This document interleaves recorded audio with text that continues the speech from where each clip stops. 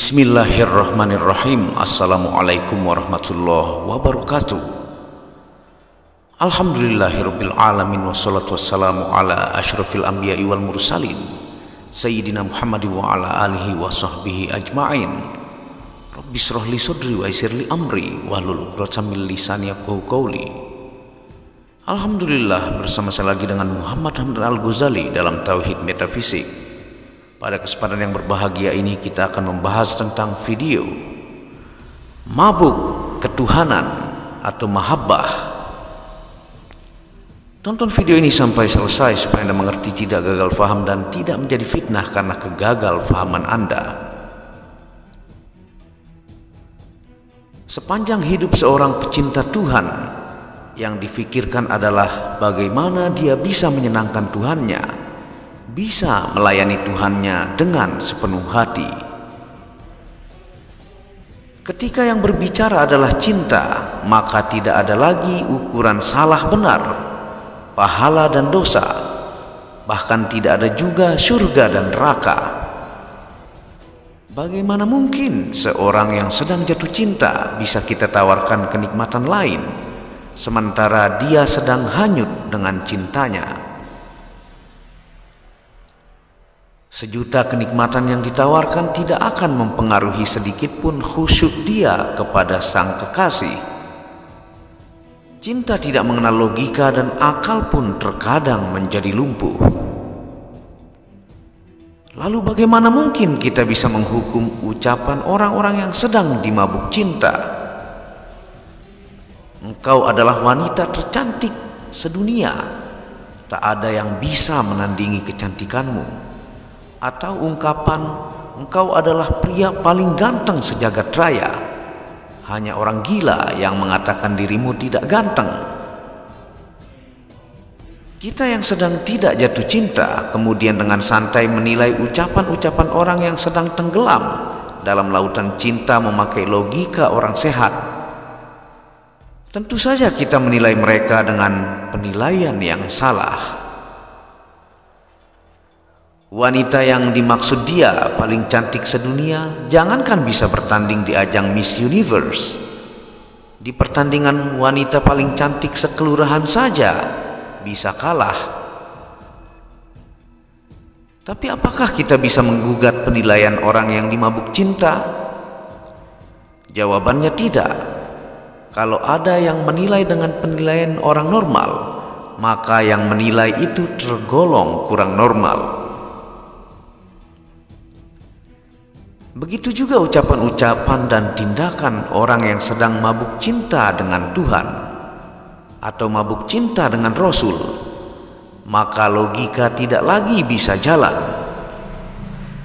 Sayyidina Abu Bakar Siddiq radhiyallahu an menyerahkan seluruh harta yang dimilikinya untuk orang yang dicintainya, yaitu Nabi Muhammad sallallahu alaihi wasallam. Bahkan begitu cinta kepada Nabi, Aisyah anak kandung beliau pun diizinkan menikah dengan Nabi. Sahabat-sahabat Nabi menyerahkan seluruh hidupnya hanya untuk Nabi semata. Bahkan nyawa pun mereka berikan. Semua bisa terjadi karena cinta. Begitu asyiknya Nabi dengan Tuhannya, sehingga dalam sebuah riwayat pernah Nabi tidak mengenal sama sekali istri beliau, yaitu Aisyah. Berulang kali Aisyah memperkenalkan diri, tetap Nabi tidak mengenalnya. Kemudian Aisyah sadar kalau Nabi sedang tenggelam dalam samudra cinta Tuhan. Akhirnya Aisyah diam. Rabi'ah Al-Adawiyah dengan cinta membara dan kondisi mabuk kepayang kepada Allah berdoa, "Ya Allah, jika aku beribadah kepadamu karena mengharapkan surgamu, maka tutuplah pintu surga itu. Seandainya aku beribadah karena takut nerakamu, maka masukkan aku ke dalam neraka itu. Tapi kalau aku beribadah karena dirimu semata, maka jangan palingkan wajahmu dariku." Lalu ada orang yang merasa pandai tapi bukan pandai merasa, kemudian menilai ucapan Rabi'ah dan menuduh Rabi'ah dan kaum sufi orang yang tidak menginginkan surga dan tidak takut neraka. Kemudian diciptakan fitnah dengan segudang argumen, dipakai ayat-ayat Al-Quran yang difahami sejengkal pandangannya untuk menyalahkan ucapan Rabi'ah Al-Adawiyah. Itu sama dengan orang mempertandingkan sosok yang dijelaskan tadi, yang disebut oleh orang jatuh cinta sebagai wanita paling cantik sedunia dalam ajang pemilihan wanita paling cantik. Inilah yang disebut orang yang salah penilaian karena tidak pernah mengalami dan tidak pernah merasakan. Dalam kondisi mabuk ketuhanan, Mansur Al-Hallaj berucap, "Aku adalah kebenaran." Kemudian ucapan itu dijadikan bahan diskusi panjang dan rumit sepanjang zaman. Padahal dalam kondisi sadar, Al-Hallaj sendiri adalah seorang yang taat beribadah, paling takut dengan Allah. Bagaimana mungkin dia mau menyatakan diri sebagai Tuhan? Al-Hallaj bisa jadi hanya sekali mengeluarkan ucapan itu dalam kondisi mabuk cinta. Artinya ucapan ana al-haq bukanlah ucapan keseharian dari Al-Hallaj. Sama juga dengan ucapan Nabi, "Aku adalah Ahmad tanpa mim." Serupa dengan ucapan Al-Hallaj. Apakah kita bisa menghukumi Nabi sebagai orang yang mengaku sebagai Tuhan? Padahal dalam keseharian Nabi adalah seorang hamba yang sadar penuh sebagai hamba. Itulah sebabnya Abu Yazid Al-Bustami memberikan nasihat, barang siapa yang menuntun ilmu tanpa berguru maka wajib setan gurunya.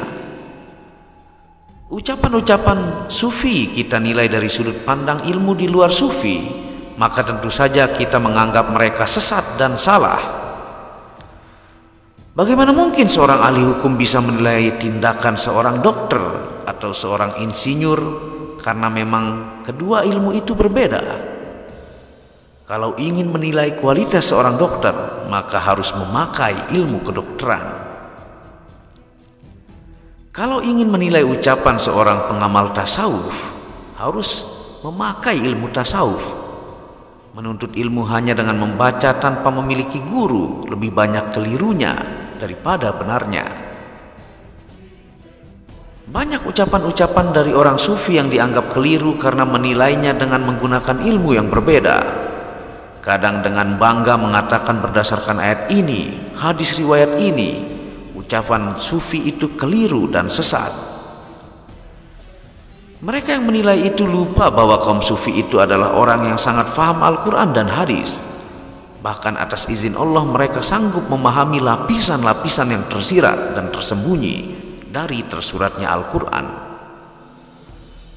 Alangkah bijaknya jika kalau ada ucapan tokoh sufi yang tidak kita fahami atau tidak lazim, jangan buru-buru menilainya salah. Dengan ilmu kita yang terbatas, tanyakan kepada orang yang ahli di bidangnya agar mendapat bimbingan.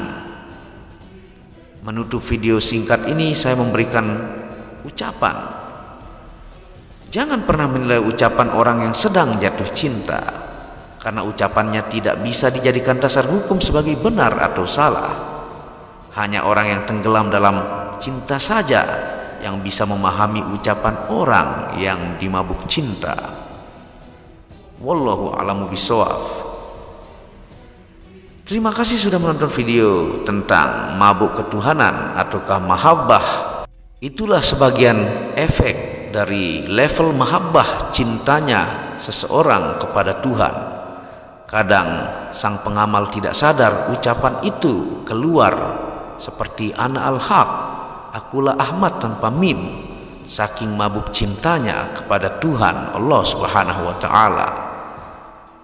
Terima kasih sudah menonton video Muhammad Hamdan Al-Ghazali ini. Semoga berkah bermanfaat. Apabila ada salah kata itu murni dari kebodohan saya sendiri. Apabila ada benarnya itu datangnya dari Allah.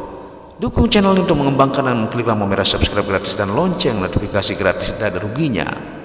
Wabillahi taufiq wal hidayah. Assalamualaikum warahmatullahi wabarakatuh.